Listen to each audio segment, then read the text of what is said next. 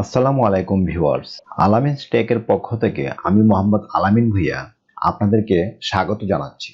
আমরা আমাদের গুরুত্বপূর্ণ ফাইল, ডকুমেন্ট বা ফটো গুগল ড্রাইভে রাখাটা অনেক সিকিউর মনে করি। গুগল ড্রাইভ কিভাবে ইউজ করতে হয় যারা ল্যাপটপ বা পিসি ইউজ করেন তারা মোটামুটি সবাই জানেন। কিন্তু গুগল ড্রাইভে আপনার ডাটা রেখে দিলে কি আসলে 100% সিকিউর? আপনার গুগল ড্রাইভের যে জিমেলটি রয়েছে সেটির পাসওয়ার্ড আপনি ভুলে যেতে পারেন, বা কোনো হ্যাকার যদি আপনার জিমেল এবং পাসওয়ার্ড জেনে ফেলে, অথবা কোনো ডাটা বা ফাইল আপনি নিজেই ভুলে কেটে বা ডিলিট করে ফেলতে পারেন। আবার এমনও হতে পারে যে গুগল থেকে কোনো কারণে আপনার জিমেলটি ডিসেবল করে দিছে। এরকম আরো অনেক কারণ থাকতে পারে। তখন আপনি কি করবেন? আপনি চাইলে কিন্তু তখন আপনার গুগল ড্রাইভের ফাইলগুলো অ্যাক্সেস করতে পারবেন না এবং আপনার গুরুত্বপূর্ণ ফাইলগুলো খুঁজে পাবেন না। তাই আপনার গুগল ড্রাইভের গুরুত্বপূর্ণ ফাইলগুলো যদি খুব সহজে কপি করে আপনার ডেস্কটপে অথবা আপনার কম্পিউটারের কোনো ইন্টারনাল ড্রাইভে রেখে দেন, তাহলে কিন্তু আরো অনেক বেশি সিকিউর হবে। অবশ্য সেটি আপনার ইচ্ছা। অনেকেই আছে যারা গুগল ড্রাইভের ফাইলগুলো কপি করে আরো অন্য কোথাও রেখে দিতে চায়। তো সেটি আপনি কিভাবে করবেন চলুন দেখি। আপনার পিসি অথবা ল্যাপটপ থেকে যে কোনো একটি ব্রাউজার ওপেন করে উপরে সার্চ বারে গিয়ে টাইপ করবেন drive.google.com। যারা গুগল ড্রাইভ ইউজ করেন আপনারা সবাই জানেন। ওকে, এই গুগল ড্রাইভটিতে আমার কিছু ডকুমেন্টস রয়েছে।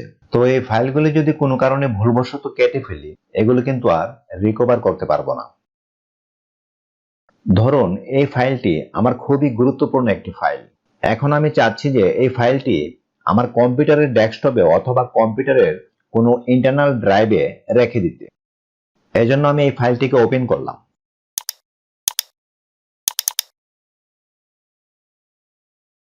ওপেন করার পর উপরে বাম পাশে দেখতে পাচ্ছেন ফাইল নামক একটি অপশন রয়েছে। এই ফাইলের উপর একটা ক্লিক করে একদম সবার নিচে দেখতে পাচ্ছেন প্রিন্ট লেখা রয়েছে। এই প্রিন্ট লেখাটি যদি আপনি খুঁজে না পান, তাহলে আপনার কিবোর্ড থেকে Ctrl+P প্রেস করতে পারেন।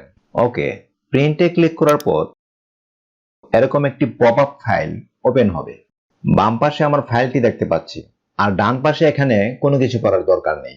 উপরে এই জায়গায় নেক্সটে ক্লিক করবেন। নেক্সটে ক্লিক করার পর এরকম একটি ফাইল ওপেন হবে।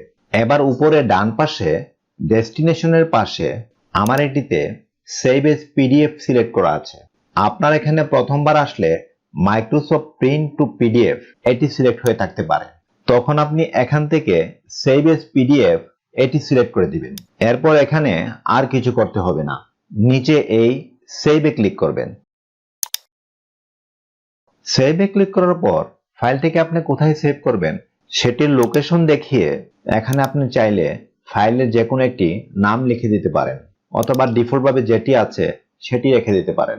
ওকে, আমি লোকেশন ডেস্কটপ সিলেক্ট করে ফাইলটির একটি নাম মাই ফাইল লিখে দিলাম। দেন আবারও সেভে ক্লিক করব। দেখতে পাচ্ছেন আমার ফাইলটা কিন্তু গুগল ড্রাইভ থেকে ডেস্কটপে পিডিএফ আকারে সেভ হয়ে গেছে। এখন আপনি এটিকে ওপেন করে এভাবে জুম করে দেখতে পারবেন।